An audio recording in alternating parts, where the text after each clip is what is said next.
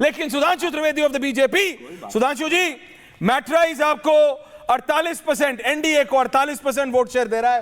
राम 147 से 168 दे रहे हैं, लेकिन अवधेश जी बोल रहे हैं अगर 48% वोट शेयर आ रहा है सुधांशु जी, तो एनडीए 175 सीट से नीचे नहीं आ रहा है। आपका क्या आकलन है, Sudhanshu Trivedi of the BJP? मेरा सिर्फ यह कहना है कि तमाम एग्जिट पोल्स जो दिशा दिखा रहे हैं वो दिशा तो सही दिख रही है, परंतु उस दिशा का जो निष्कर्ष होगा, जो अंतिम निष्कर्ष है, मुझे लगता है वो उससे कहीं अधिक होगा। जिसे हम कहेंगे कि डायरेक्शन सही है, पर डेस्टिनेशन जो है, जो कुछ प्रोजेक्टेड है उससे ज्यादा होगा। तो हमें इस बात का पूर्ण विश्वास है कि जब ये एग्जिट पोल अंतिम परिणाम में बदलेंगे तो ये बहुत निर्णायक प्रभावी जनादेश एनडीए भाजपा के पक्ष में दिखाई पड़ेगा। इस बार डिजिट पे सुधांशु जी बात करेंगे 150 पार या उससे नीचे?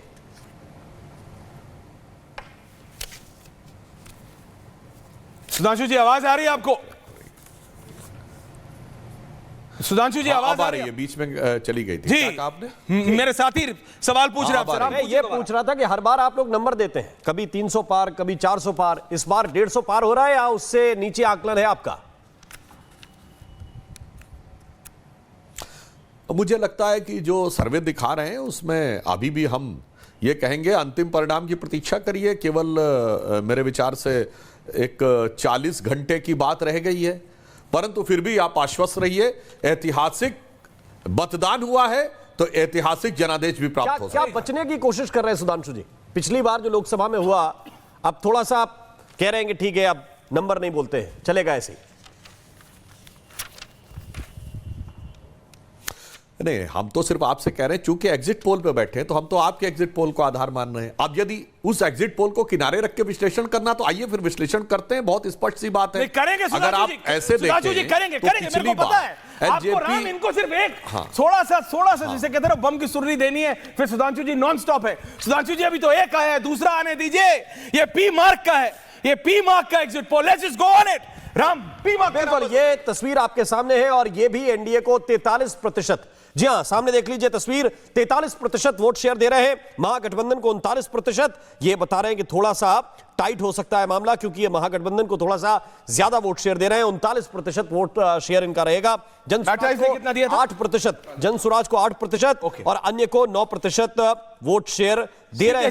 सीटें राम, सीटें। बिल्कुल, सीटों की बात करें अगर, तो 142 से 162, 142 से 162 जरा स्क्रीन देख लीजिए आप। महागठबंधन को अधिकतम मिलेंगी तो 98 सीट तक मिल सकती हैं, यह पी मार्क का दावा है। और जनसुराज इनको 1 से 4 सीट तक मिल सकती हैं, यानी खाता खुलने की संभावना दिखाई दे रही है। लेकिन टाइट है, मैं ये कह रहा हूं कि पी मार्क 43% दे रहा है एनडीए को, मैट्राइज दे रहा है 48%।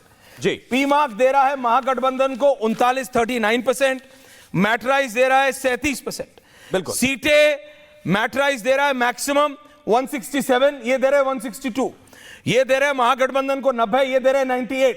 इनके हिसाब से 7-8 सीटों का फर्क है।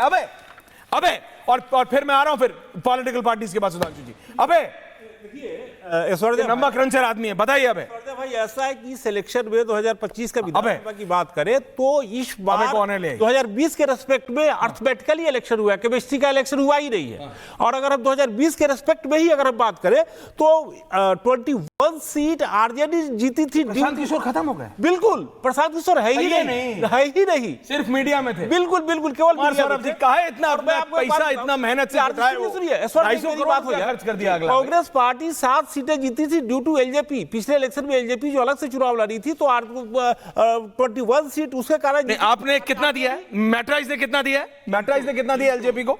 बिल्कुल, ये मैट्राइज ने कितना दिया एलजेपी को? एलजेपी को 5, एलजेपी को 5 और ये अपना पी मार्क 7 से 9, पी मार्क दे रहा 7 से 9 है ही नहीं ना वहां, लेकिन है नहीं। सुधांशु त्रिवेदी, आरजेडी, कांग्रेस, जनसुराज।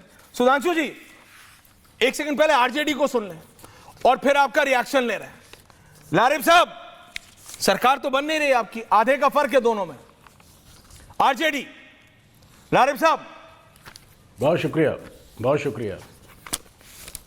जी, बहुत शुक्रिया। सरकार बनने जा रही है, हम लोग सरकार बनाने जा रहे हैं। 14 तारीख को आपके सामने जनादेश होगा। हम सब जनादेश का सम्मान करेंगे और एनडीए को भी करना पड़ेगा, संतुष्टि भी करनी पड़ेगी। क्योंकि जो बिहार में इन्होंने किया है, जो संतुष्टि आपको करनी है कि एनडीए को करनी है? सरकारें चलाई हैं, जिस तरह से भ्रष्टाचार का तंत्र जारी था, सरकार बदलने जा रही है, हम लोग सरकार बनाने जा रहे हैं। भैया कहाँ इस सब में पड़े हुए हैं आप? ये सब गलत है। ये एग्जिट रूट है एनडीए के लिए। एग्जिट रूट है, ये आपका एग्जिट रूट है एनडीए के लिए। एनडीए का एग्जिट है ये, एनडीए का एग्जिट रूट है। हम लोग सरकार बनाने जा रहे हैं और जिस तरह से ये षड्यंत्र कर रहे हैं, प्रयास में लगे हुए हैं, मैं आपके माध्यम से बताना चाहूंगा सारे बिहार के मनोज सिंह होने षड्यंत्र मनोज सिंह का ये आपके माध्यम से बिहार के सारे संवेदनशील लोगों को, अपने नेताओं को, पार्टी वर्कर्स को, सबको आगाह करना चाहूंगा, सबसे अपील गुजारिश करना चाहूंगा कि स्ट्रांग रूम की निगरानी करें। ये लोग लगातार छेड़छाड़ कर रहे हैं, कहीं सीसीटीवी इतना मैं आपको बता रहा हूं मनोज जी, लाइव साहब कॉन्फिडेंट है। राम शॉल वॉल आ गई है, बिल्कुल लेफ्ट पे उन्होंने लगा लिया, कॉन्फिडेंस है। अब देश दादा आ रहा हूं, उसके बाद माफी चाहता हूं आया हूं आपके पास मनोज जी, लेकिन ये आपका षड्यंत्र है आरजेडी के खिलाफ? अब यार शॉल वॉल लगा के बैठे लारे में, अभी तक नहीं था, कल तक मैं डिबेट कर रहा था, नहीं थे बिल्कुल, आज शॉल वॉल लगा के बैठे, कॉन्फिडेंस है, बॉडी लैंग्वेज है भी है, कॉन्फिडेंट। ये कह रहे हैं कि आपका षड्यंत्र है, पीमाक का षड्यंत्र है, मैट्रिक्स का षड्यंत्र है ये आरजेडी के खिलाफ। मैं षड्यंत्र क्या रख सकता हूं एग्जिट पोल में, और मेरे एग्जिट पोल दिखाने से कौन से आंकड़े बदल जाएंगे? जो था वो तो पेटी के अंदर में है। षड्यंत्र तो जनता रच सकती है किसी भी पॉलिटिकल पार्टी से नाराज होकर कि हमें उसे बदलना है या नहीं बदलना है। बिहार की जनता उस षड्यंत्र में नहीं पड़ी कि उसको लगा कि बिहार में जो सुशासन है उसको कायम रखना है, जो उन्होंने लाभ दिया है महिलाओं को उसको कायम रखना है। उन लोगों को लगा कि हमें जंगल राज नहीं लेकर आना है, उसके ऊपर पोल दिया है। इसमें मैट्राइज का कोई रोल नहीं है। ये जो भी निर्धारित होता है पॉलिटिकल पार्टी के अपने कैंपेनिंग, अपने वर्क और सुधांशु जी, रीजन वाइज जा रहा हूं, अंगिका हो, भोजपुर हो, मगध हो, मिथिलांचल हो, सीमांचल हो, मैं सारी सीटें देख रहा हूं। आपने सब में मैट्राइज के हिसाब से दुगने से ज्यादा का फर्क है एनडीए और महागठबंधन में। सुधांशु त्रिवेदी,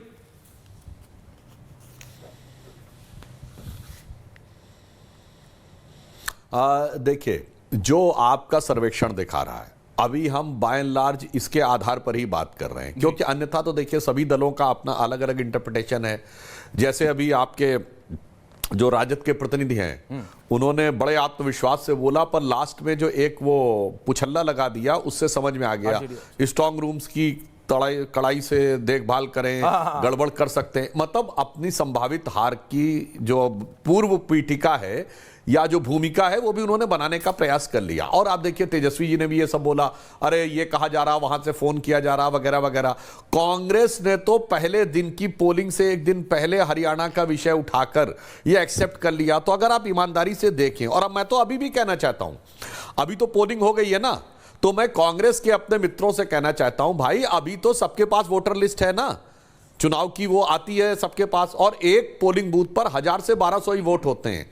तो भैया अगर एक बूथ पे तुमको लग रहा है कि 100 फोटोएं एक ही व्यक्ति की हैं, यानी 100 लोगों की एक फोटो, तो देख वेख लिया है कि नहीं, आप बताइए।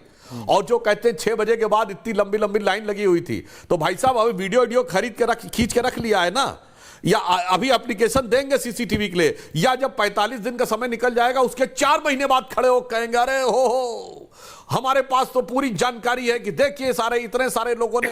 अब ये कह रहे हैं एक ही पोलिंग बूथ पे 22 बार वोट हो गया एक ही व्यक्ति के द्वारा। अरे भाई उंगली में निशान भी लगता है, 22 बार कैसे कोई वोट कर सकता है जाके? इसलिए मैं कहना चाहता हूं, जब इस ढंग के आधारहीन, तथ्यहीन, हास्यास्पद आरोप लगे थे, तभी हमें समझ लेना चाहिए था कि एक प्रकार से महागठबंधन ने अपनी पराजय की स्वीकारोक्ति की है।